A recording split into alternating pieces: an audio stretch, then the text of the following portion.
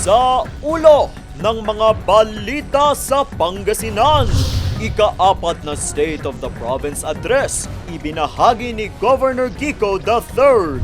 Mga modernong solusyon sa umiiral na krisis sa enerhiya, iprinesenta ni Governor Kiko III. Capital redevelopment ng Pangasinan, nasa 44.41% completion na. 174.6 million pesos na pondo inilaan para sa Pangasinan Polytechnic College.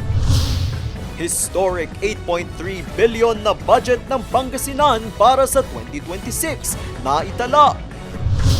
1,000,000 puno, target maitanim ng Administrasyong Kiko sa ilalim ng Green Canopy Program. At libreng pagpapagamot sa 14 na provincial hospitals, tiniyak ni Governor Kiko III. Unang ratsyada.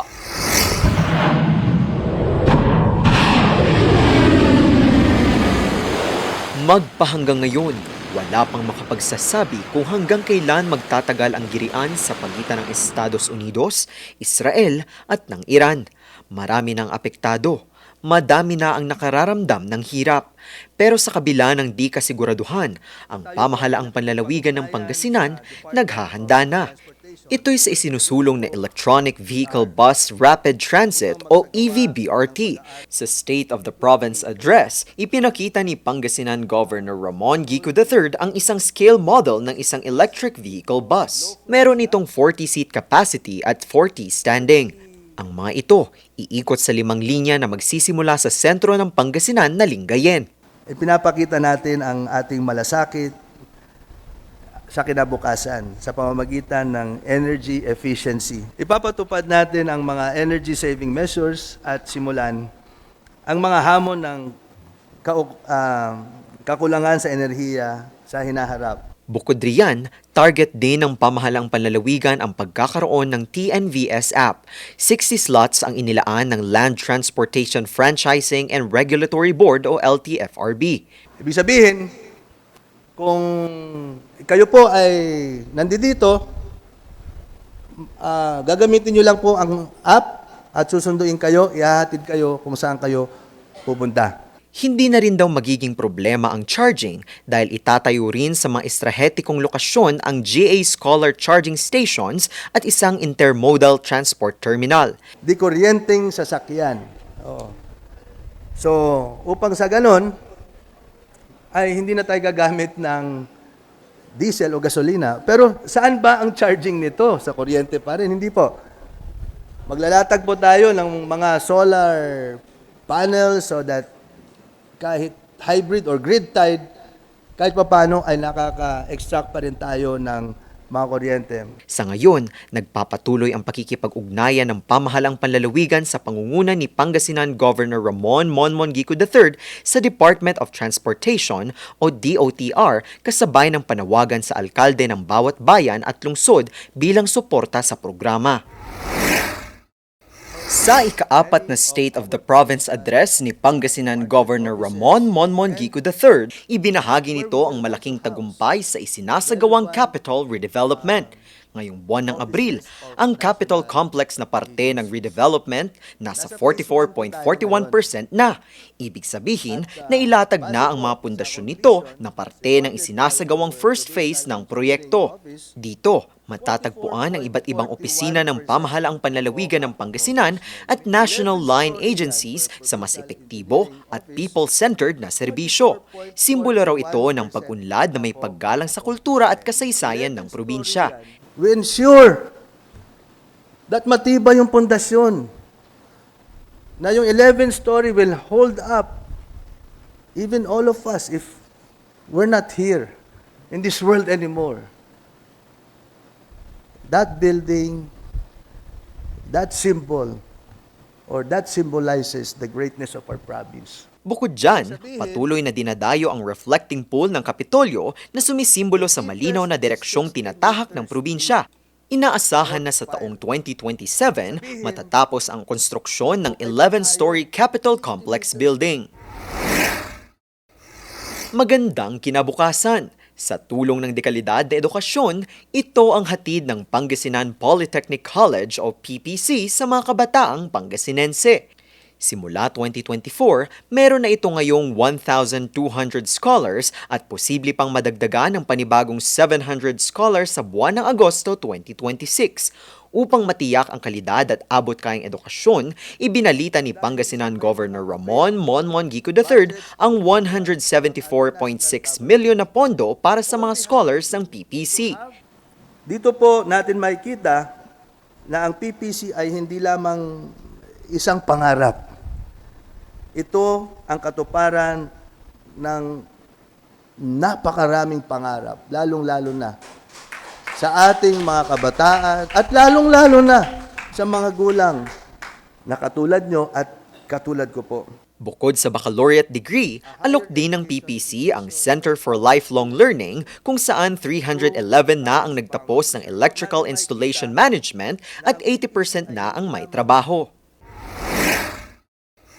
Dahil sa matagumpay na takbo na ekonomiya ng probinsya ng Pangasinan, ngayong taon, pinatatakbo ang probinsya gamit ang historic na 8.1 billion pesos na budget ngayong 2026. Mas mataas ito sa 7.1 billion na budget noong 2025.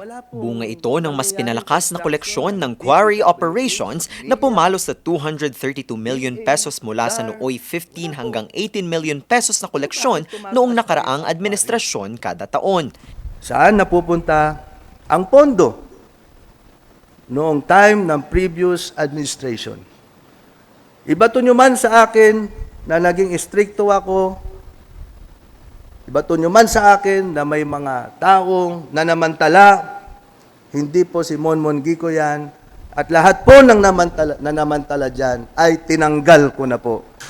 20% sa mga ito ang inilaan para sa serbisyong pangkalusugan.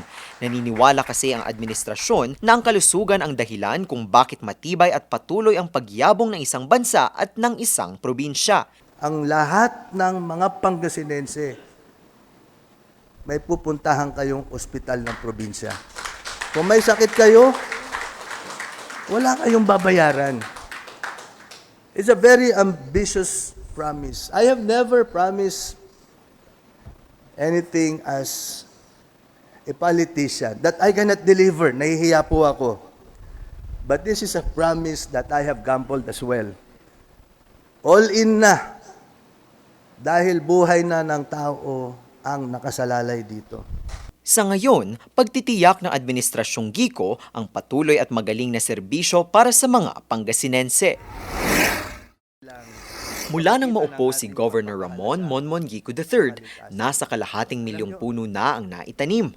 Ito'y sa ilalim ng Green Canopy Program ng Pamahalaang Panlalawigan. Sa kabila nito at sa hamon na rin ng umiiral na krisis. Target pa ng administrasyon na maitanim ang dagdag pang 500,000 trees bago matapos ang taong 2026. Hakbang ito ng Pamahalaang Panlalawigan bilang tugon sa panawagang pangangalaga sa kalikasan. So yung mga nagsusunog dyan sa mga kabundukan, uy, makisama naman kayo. No? It's not the fault of the solar farms dahil to begin with, sinunog nyo na yung at pinutol nyo na yung mga puno. No, I'm calling the DNR.